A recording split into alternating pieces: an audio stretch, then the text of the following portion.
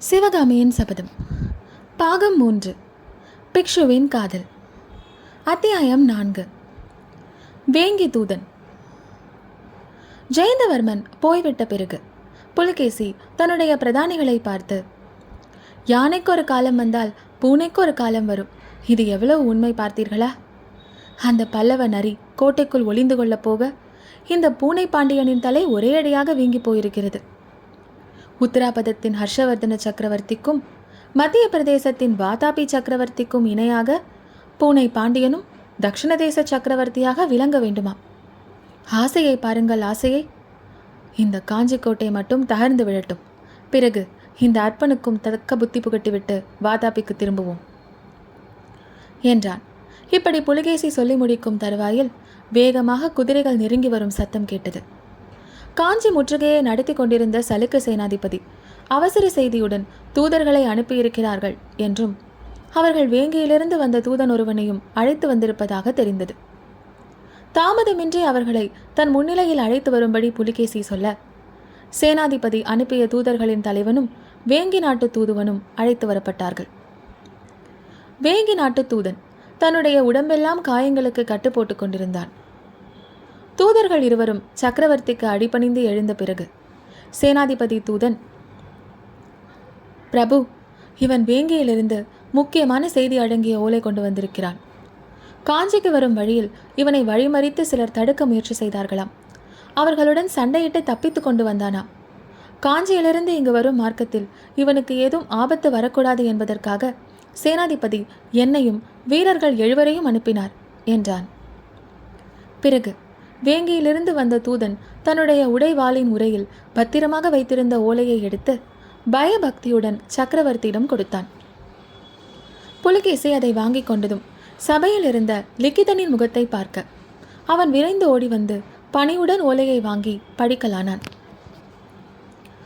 திரிபுவன சக்கரவர்த்தி சத்யாச்ரய புலிகேசி மகாராஜருக்கு சகோதரன் விஷ்ணுவர்தனன் பக்தியுடன் எழுதும் லிக்கிதம்.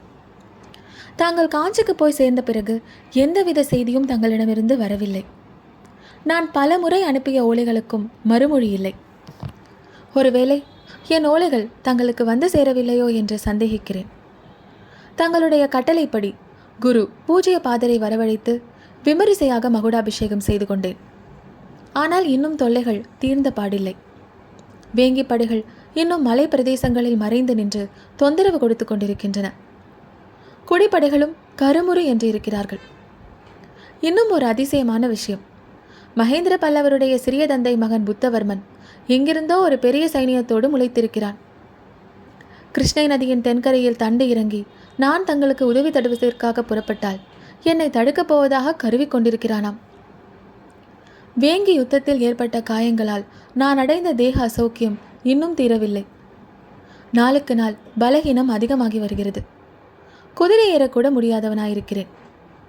இதெல்லாவற்றையும் விட முக்கியமான விஷயம், மகேந்திர பல்லவன் கோட்டைக்கு ஒளிந்து கொள்வதற்கு முன்னால் உத்தராபத சக்கரவர்த்திக்கு உதவி கோரி ஓலை அனுப்பியிருக்கிறானாம். ஹர்ஷவர்தனர் தாங்கள் காஞ்சியிலும் நான் வேங்கியிலும் அகப்பட்டு கொண்டிருக்கும் இச்சமயம் பார்த்து அசிலபுரத்தின் மேலும் வாதாபியின் மேலும் படையெடுக்க தீர்மானித்து விட்டதாக வதந்தி உலவுகிறது.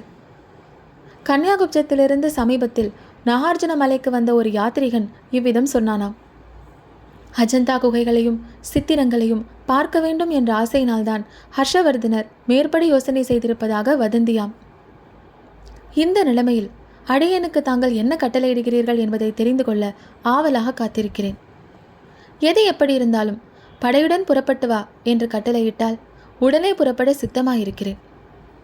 என் அன்பு குகந்த தமையனும் தந்தையும் குருவும் அரசனும் உற்ற நண்பனுமான தங்களுடைய வார்த்தையை எனக்கு கடவுளின் கட்டளையை விட மேலானது. என் உடல், பொருள், ஆவி அனைத்தையும் தங்களுடைய சேவையில் அர்ப்பணம் செய்ய எந்த க்ஷணமும் சித்தமாயிருக்கிறேன்.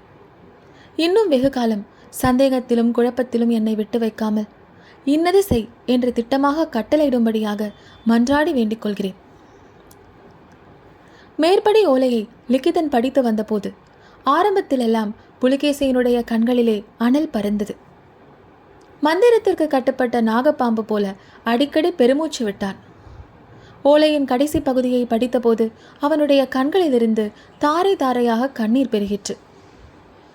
என் அருமை தம்பி விஷ்ணுவர்தனா, உன்னை மறுபடியும் எப்போது காணப்போகிறேன் என்று அலறினான். சபையில் வீற்றிருந்த தளபதி பிரதானிகள் முதலியோர் யாரும் அவனுக்கு ஆறுதல் கூற முன்வரவில்லை. தாங்கள் ஏதாவது பேசினால் அதன் காரணமாக என்ன விபரீதம் நேருமோ என்னவோ என்று அனைவரும் கதிகலங்கிக் கொண்டிருந்தார்கள். திடீரென்று புலிகேசி புலம்புவதை நிறுத்திவிட்டு கண்களை துடைத்து கொண்டு சிம்ம கர்ஜனை குரலில், இந்த படையெடுப்புக்கு நாள் பார்த்து கொடுத்த ஜோசியன் யார்? இங்கே நம்முடன் வந்திருக்கிறானா என்று கேட்டான். நம்முடன் வரவில்லை, வாதாபியில்தான் இருக்கிறான் என்று பிரதானிகளில் ஒருவன் சொன்னான். அப்படியென்றால் ஞாபகம் வைத்துக் கொள்ளுங்கள், வாதாபிக்கு போனதும் முதல் காரியமாக அந்த ஜோசியனை யானையின் காலால் இடறச் செய்ய வேண்டும் என்றான் புலிகேசி. அதே சமயத்தில் புலிகேசியின் கோபத்திற்கு இரையாவதற்காகவே கொண்டு வந்ததைப் போல் ஒரு மனிதனை மேலெல்லாம் கயிற்றால் பிணைத்து கூடாரத்துக்குள்ளே கொண்டு வந்தார்கள். புலிகேசி, யார் இவன் என்று கர்ஜிக்க காஞ்சியிலிருந்து வந்த தூதர் தலைவன், பிரபு, இவன் காஞ்சி ஒற்றன். நாங்கள் வரும்பொழுது வழியிலே இவனை சந்தித்தோம், கட்டி பிடித்து கொண்டு வந்தோம் என்றான். ஆஹா, இந்த பாழாய் போன பல்லவராஜ்யத்தில் ஒற்றர்களைத் தவிர வேறு யாருமே இல்லை போல. நல்லது, ஜோசியனுக்கு பிரதியாக இவனை யானையின் காலால் இடறச் செய்யுங்கள் என்றான் புலிகேசி. அத்தகைய கடுமையான கட்டளைக்கோளான மனிதன் நமக்கு ஏற்கனவே தெரிந்தவன்தான்.